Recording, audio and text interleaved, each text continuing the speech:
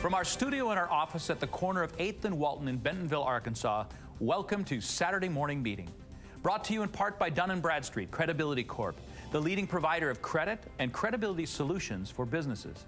Saturday Morning Meeting covers Walmart, Sam's Club, and the consumer product companies that are represented on the racks and shelves throughout the country and around the world. Our focus is on the insights, trends, and best practices to help you as a supplier grow your business with the world's largest retailer. I'm Andy Shook, and thanks for joining us. Today, we have a singular focus. The entire show is devoted to one topic: on-shelf availability. On-shelf availability, or OSA, may be the hottest subject in retail at the moment. Phantom inventory, missing in action merchandise, and empty shelves impact all of us: retailers, suppliers, and certainly customers. The best retailers know just what products their customers want, and they strive to have those items ready and handy when their customers want to buy.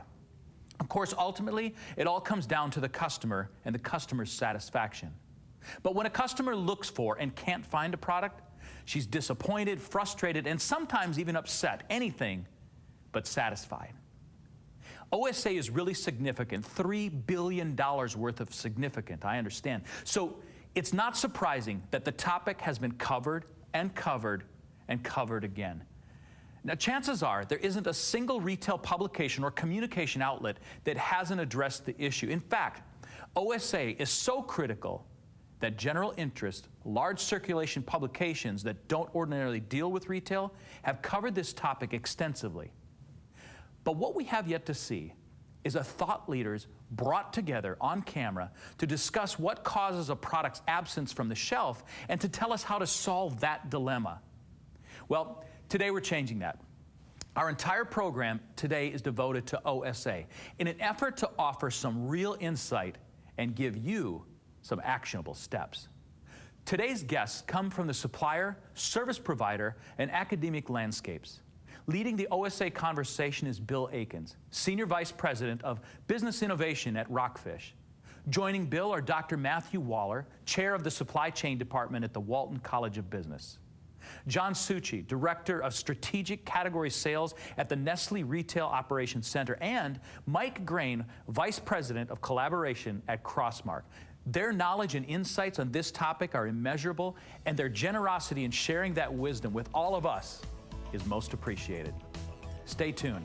The Saturday Morning Meeting OSA special begins in just a moment.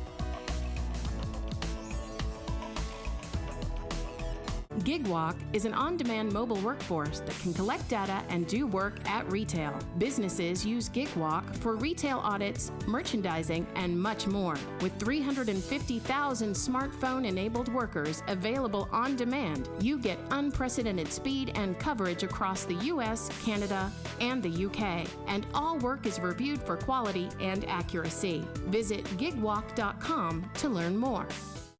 K-Stack, the leader in collaborative retail consolidation programs. We offer the supply chain expertise needed to navigate the challenges of selling products with the world's largest retailers. And we provide customers with a customizable, scalable, environmentally sustainable supply chain with the same advanced technology typically used by larger rivals. By leveling the playing field, K-Stack lowers distribution costs and increases overall margins. K-Stack, retail logistics is what we do. Bentonville Plaza, across the street from the Walmart home office. The best office location offers proximity and services like no other business complex in the area. Call 479-200-1112 today.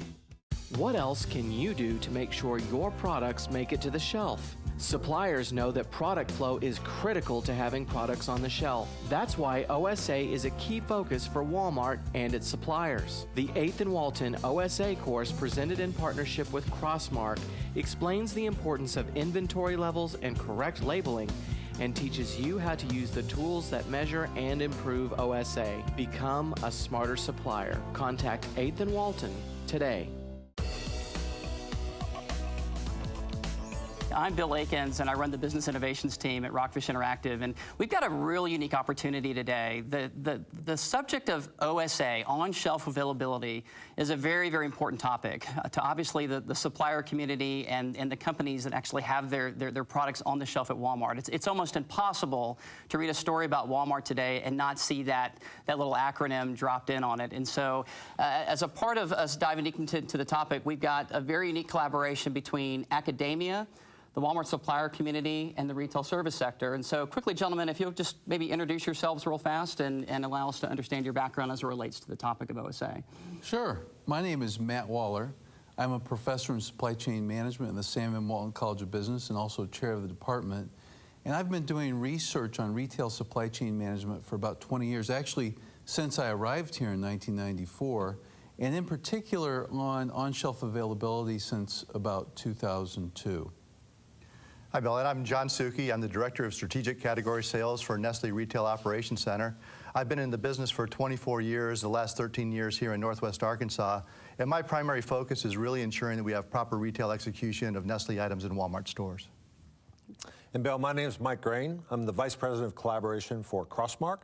I'm responsible for the Center for Collaboration for CROSSMARK, but I've actually have almost 30 years in the industry working with Walmart. I started out with 25 years with Procter & Gamble in the very early days, calling on P&G and Walmart, and been involved with things like Retail Link, et cetera. And then I went over to the Walmart side. I actually ran their RFID program and was responsible for some things there, supplier-facing things, including the supplier portal allowing retail coverage, which I'm sure will come up as part of this topic today. And now I'm over at CROSSMARK and really trying to create a model where suppliers and retailers can work together more effectively to invent the future. So very, very passionate about this topic. Fantastic. So we've got a very, very rounded viewpoint of this topic. And when you hear the statistic that I think it's OSA is literally a $3 billion opportunity for Walmart, and when you've got those kinds of gaps at the shelf happening, that's something we need to pay attention to. So certainly we'll appreciate each of your perspective on it. So let's just really dive in here. So Mike, maybe we'll start with you. Let's define OSA. I mean, truly, what is it? How does it vary from in-stock as a measurement? Maybe you can just lay the foundation out for us today. Well, that's a great first question because it's actually a pretty misunderstood question. Sure. So on-shelf availability is basically the shopper or the customer's perspective of, is that product available for me to purchase? Is it available at the store? Is it available on the shelf? If it's an online, is it available for me to pick up if I've ordered, et cetera? So it really comes from the customer, the end customer, if you will. So that's the first thing of what it is. It varies differently than a lot of people think about as a measurement called in-stock. In-stock is typically measurement as, hey, I think it's in the building somewhere. It is in the building or not in the building. It's a much different thing if it's in the building, in the back room, for example, and not on the shelf. So on-shelf availability is a much different measurement than in-stock. Perfect. So, John, I mean, obviously running a lot of the retail service team that's out there. Can you define it? I mean, is there a way to measure it? Is there a gold standard? Are you pulling reports out of Retail Link? Maybe explain that a little bit. What that looks like. There's not a particular gold standard because, again, and just even to go back, you know, for a company like us, it's really the most important thing we do. Because if you think about it, if a consumer comes into a store looking for a product, for a Nestle product in store, right, and they can't find it, we failed them. So it is a very important thing, but it's not something that there's a particular gold standard. There's several different ways that companies will look at. One of the things that we do at Nestle is we have some algorithms that we put into place where we will look at an expected sales rate by item, by store, based on the velocity of that item. And we'll compare that, and if an item is not selling to that expected rate, we'll alert that to our store. So we identify that that's a potential out-of-stock issue. Other suppliers will use store audits, visual out of stock. So there's a multitude of ways that we'll look at that, but there's no one set standard form. Okay, so there's lots of players that are involved in the whole OSA process. Yeah, I doubt I will find anybody in the town of Bentonville that has a business card that says OSA or OSA responsibilities on it. So you've got the role of the Walmart associate, you've got the role of the actual supplier, then you've got the role of the retail coverage company, such as CROSSMARK, to actually, rising tides raise all ships here in the role of OSA. So maybe can you define what those roles and responsibilities are in each of those realms? For the retailer, for Walmart, it starts with planning and execution. Okay. So for example, the modular has to be planned. how much space is needed, for example. But then it has to be executed in the store. Same with replenishment. The replenishment parameters, what replenishment process is going to be used, when our replenishment is going to be sent. Not only does it have to be planned, it has to be executed. Gotcha. Yeah, and really from a supplier standpoint, as you said, it's not one person's job, but it's really everyone's job. So everyone on a supplier team, whether it's the category teams, the account teams, as you said, Matt, working with Walmart to make sure the modulars are correct, all the way to supply chain to ensure that, again, the product that's ordered is delivered on time, the forecasts are accurate, and then kind of that last 100 feet with the retail team where we're working at the store level, kind of boots on the street, so to speak, where we're working store by store to make sure that, again, OSA is taking place at store level. Gotcha. I think from the retail coverage aspect, I think companies like CROSSMARK, one of the things that we do is work very, very closely with our clients, our supplier partners, and the Walmart associates both. And we play a pretty valuable role, which is leveraging data and leveraging actually arms and legs in the store to collaboratively work with the store associates. I mean, one thing's for sure is Walmart has got a tremendous model and there's no way they can get everything done. Right. So the supplier companies are really working very closely with the department managers, the store managers to execute working, and we'll talk a little bit later probably about the Spark tool, but to leverage the capability and tools that they've got to make sure they can do everything they can to make sure products are on the shelf. Perfect. So, yeah, I mean, each of these roles, none can exist in a vacuum. I mean, they have to be working in collaboration together. And so Matt, picking up on what you were talking about with the Walmart associate piece, I mean, what are reasons why product is not on the shelf in the first place? I mean, I think it's easy to make the first assumption of, oh, well, there's not enough associates to actually stock it in there, but there's obviously much more to the picture here. So I agree. Yeah. So the number of associates may make a difference. But again, it's making sure the plans are that they corroborate one another. For example, in a replenishment system, you have a safety stock setting. So the safety stock is the expected number of units on hand when the replenishment arrives and is available for use. So when the replenishment actually gets to the shelf, how much is on the shelf before you put the replenishment on the shelf? That's what the actual safety stock is. That's the definition of safety stock. Well, a lot of times, if, for example, let's suppose a store starts stocking out more. One reaction is to increase safety stock. Well, if you increase safety stock, then the chances of the case not fitting on the shelf go up, and therefore you have to take that case to the back room, which increases labor and reduces the probability that it will get on there at the right time. This is an example of how planning, you can't just plan a good modular. You can't just plan replenishment well and forecasting. They have to be done in corroboration with one another. Perfect. Well, I think we've laid a nice foundation for what this looks like. We'll take a quick break and come back and pick up the puzzle on what that looks like from a technological standpoint. And then let's talk about some practical things that suppliers can actually go back to their desk and do immediately. So we'll be right back.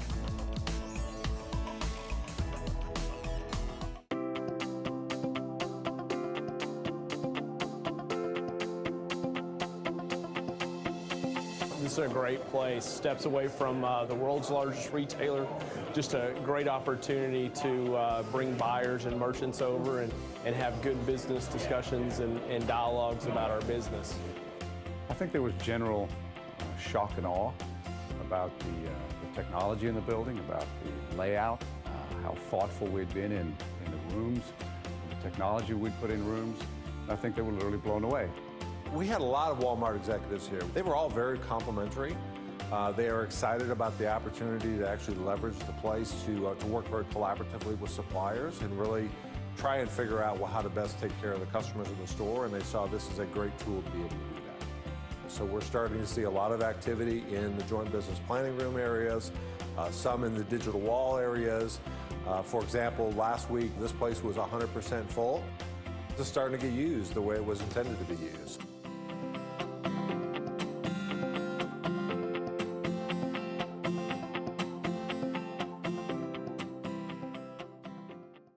Every day, shoppers are bombarded with traditional brand messages outside the store in hopes that these marketing dollars will drive in-store sales. Closure Media drives retail sales by connecting brands with 95 million Walmart shoppers per year while they are in the store. Through innovative programs at Walmart's photo and money centers, Closure Media converts Walmart shoppers to purchasers of your brand. With reported redemption rates up to 7 times the national FSI average, Closure Media drives sales. For more info, visit us at closuremedia.com.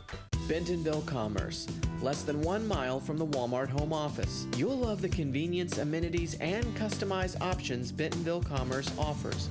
For more information or a tour, call 479-200-1112 today. What else can you do to make sure your products make it to the shelf? Suppliers know that product flow is critical to having products on the shelf. That's why OSA is a key focus for Walmart and its suppliers. The 8th and Walton OSA course, presented in partnership with CROSSMARK, explains the importance of inventory levels and correct labeling, and teaches you how to use the tools that measure and improve OSA. Become a smarter supplier. Contact 8th and Walton today. Welcome back to Saturday Morning Meeting, as we're tackling the topic of on-shelf availability today. So we've talked about the roles of people. We've talked about the different types of roles between the Walmart associate, the supplier, and the retail coverage company. Mike, what about the role of technology? So Walmart released Spark last fall. Maybe you can talk a little bit about the role that now technology is also playing in helping to solve OSA and hit that $3 billion opportunity. Yeah. So great question. So the supplier portal allowing retail coverage tool was really put in place, I believe, by Walmart as an initiative to recognize that suppliers were already in the store. Sure. They were already trying to really collaboratively work with the store management and department managers to do what the part they could do to drive on-shelf availability. So it was really allowing a training platform, building the trust between those, but a technology platform that actually created a bring your own device. So most of those representatives or suppliers are coming in with their own device anyway, and actually give them online access to the store's system that gives them the ability to do things like scan information, scan products, allow them to look up very critical inventory information for those products, print shelf labels, which is very, very important to make sure the modulars have integrity, and basically work very effectively and free up those particular associates to do the work that they were intended to do while letting the department managers and the store managers do what they tried to do. So allowing people to do best what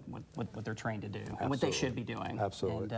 And, as an added benefit, people who are not necessarily doing work in stores all the time, like John's supplier teams, et cetera, if they're out there covering stores and doing store visits, et cetera, it's an incredible tool because literally you've got a device in your hand that allows you to look at inventory levels, look at when we've got product in transit coming from distribution centers, allow us to say when the last time that product was sold, just an incredible wealth of information at the palm of your hand. And the real good thing is it's real-time information versus being 24 or 48 hours old. Exactly. So, perfect. So, Matt, we talked about issues where a product may not be actually on the shelf, but what about when it's actually not in the store itself? What are the supply chain issues behind that?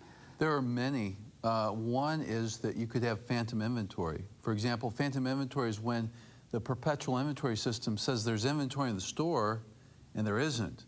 Well, if the perpetual inventory is saying there's an amount of inventory that's higher than the reorder point, then the reorder system won't even trigger an order. So. And then that can happen all the way to the DC. So if enough stores aren't tripping orders, the DC might not even trip an order. Right. But the other thing that can happen is that the lead time can be too long. Sometimes suppliers ship things really late to the DC and they don't get there in time to get to the store on time. Sometimes demand spikes. Sometimes there's errors in the item file so that it says there's more inventory maybe in a case pack than there actually is. These kinds of things happen throughout the supply chain, and it's both planning and execution again, not just at the store, but throughout the supply chain. Great. So we've addressed talking about issues on the shelf, product potentially not even being in the store. Let's be prescriptive and very, very actionable at this point. I'm a supplier. I'm sitting at my desk. I'm watching this show live or I'm watching this stream months later. What can I go do right now if I'm a supplier to actually begin tackling the topic of OSA? Well, I think really, Bill, the key part on this is that it's not one person's job. It's really everybody's job to drive OSA. It's such an important thing for suppliers, for Walmart. So that's the first step, I would say. And really, it starts with the category team. So if we can focus on demand-based modulars that have the proper holding power for high-velocity items, that's the first step in the process to make sure that we have product on the shelf for the consumers. For supply chain teams, I would say, make sure the item file information is correct. I mean, if you're dealing with data that is erroneous, then no matter how much planning you do, you're not going to be able to execute well. That's got to be done first. But second of all, you've got to make sure that, as a supplier, you've got to make sure that you get product to the distribution center on time and in the right quantity. And this fails more than you would expect. And I think of, there's carriers out there. We talk about collaboration between the retailer and the supplier, but we often forget there's carriers out there to collaborate with. When you look at the truckload industry, there's primarily a lot of small players that might be hard to collaborate with. But there's a few big players like J.B. Hunt, for example. And J.B. Hunt has an expertise in things like operational excellence, which is similar to Six Sigma. And you could collaborate with a carrier like that to try to improve your execution of shipments to the DC, and that would go a long way. And then I think the key is that last 100 feet. So when you actually get down to the store levels, I would say to suppliers, evaluate what your store coverage, whether you have direct reps, you have a third-party agency as well, but they can be out there for you, ensuring you have modular integrity, promotional compliance. They're attacking those OSA issues store by store every day. And also making sure they have the right tools so they're effective when they're in store and they're not taking time away from Walmart associates. I think the big thing I would try and challenge everybody is learn everything you can about how product flows from a manufacturer all the way through a supply chain to a store. If you recognize how hard that is, it's amazing, Matt, that we're as in stock as we are. Yes. When you start thinking about all the things that have to go absolutely right for a product to be on the shelf. A big one is, at the end of the day, what tools can we put out there that alert us so we don't have to necessarily be there to see the out of stock? There is OSA alerting that things like Atlas and Shiloh and RSI use to work with supplier teams like Nestle to make people aware that it looks like we normally sell 5 of this and we just stopped selling it. Let's get an alert out there.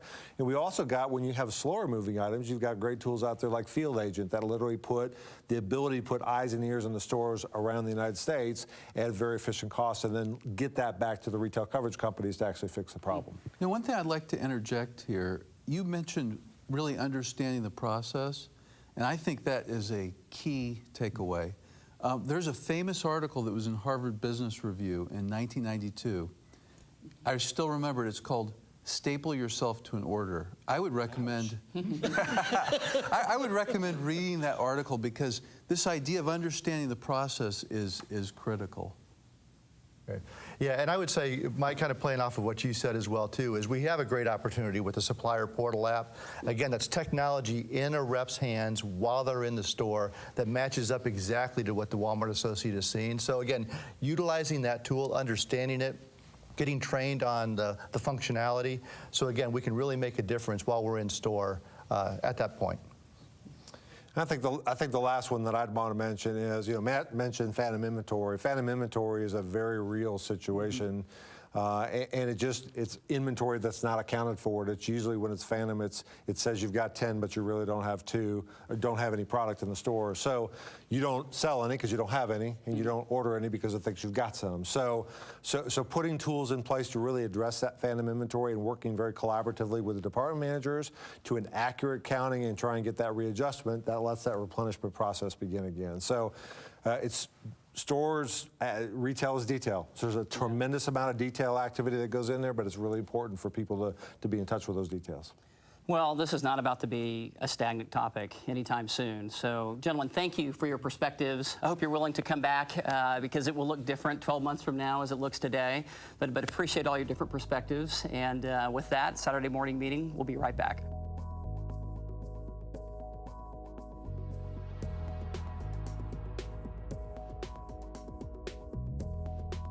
Joining me today for Retail Insights is Henry Ho of Field Agent. Welcome, Henry. It's good to be here, Andy.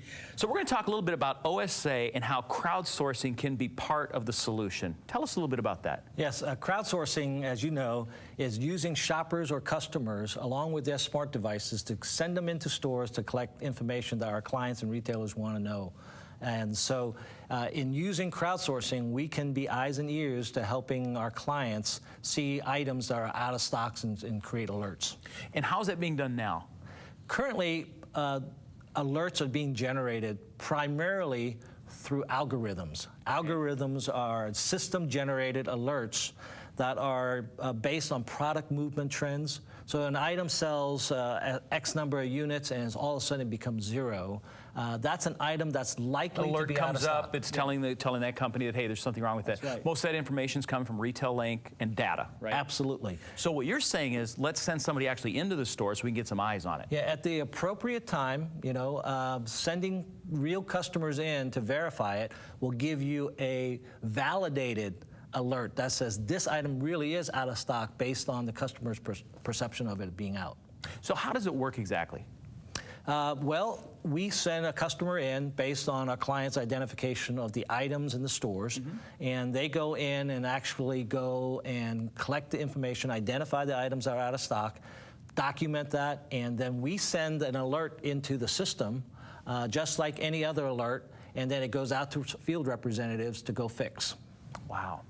So a lot more accurate than just using the data. Yes. The other way that crowdsourcing is being used with OSA is that it's to validate the algorithms alerts. The better the quality of the information, the better the alerts. That's true. And so we can not only generate alerts, but we can also help validate alerts. And this really benefits not only the supplier in better sales for them, but it also benefits Walmart. Absolutely. Yeah. Well, Henry, thank you so much for coming in today. If people want to know a little bit more about crowdsourcing and how they can work with their OSA, they can go to Field Agent and find that information out? Yeah, just contact us and we'd love to help. Great. Thank you so much for coming in today, Sure. Henry.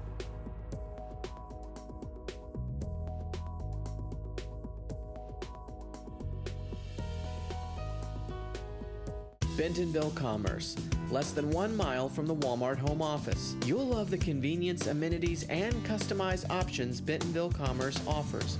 For more information or a tour, call 479-200-1112 today. Bentonville Plaza, across the street from the Walmart home office. The best office location offers proximity and services like no other business complex in the area. Call 479-200-1112 today. What else can you do to make sure your products make it to the shelf? Suppliers know that product flow is critical to having products on the shelf. That's why OSA is a key focus for Walmart and its suppliers. The 8th and Walton OSA course, presented in partnership with CROSSMARK, explains the importance of inventory levels and correct labeling, and teaches you how to use the tools that measure and improve OSA. Become a smarter supplier. Contact 8th and Walton today. Our special thanks to all of today's guests. I hope their information and insights proves helpful to your business. And if you're looking for additional help with OSA, here are resources for you to consider. Still want more on OSA? Well, because on-shelf availability is such a critical topic, Saturday Morning Meeting has developed an ebook with even more information about that topic, guidelines for you, tips, and additional resources. Please visit 8thandwalton.com to download your free OSA ebook. We do have an exciting season coming up for you. This fall, you'll meet Tony Williams and Tony Anderson of Petchup, the pet food condiment company, with their barbecue, Petchup, and mustard, and you'll hear their crazy and successful story. University of Arkansas researchers Dr. Kate Shoulders and Dr. Leslie Edgar talk with Jeff Amrine about the app that they're developing to debunk food myths. And Mike McCooey from Plaid. Their Mod Podge was on the shelves at Walmart in the very early days. There's quite a story there. And October 27th, Saturday Morning Meeting will broadcast its second special of this season. The focus then will be omnichannel, another important topic for our retail community. Mark your calendar now so that you won't miss it. Do join us next week and every week. Saturday Morning Meeting is always packed with information and inspiration for CPG suppliers. I'm Andy Shook. And from all of us at Saturday Morning Meeting, Thanks for watching.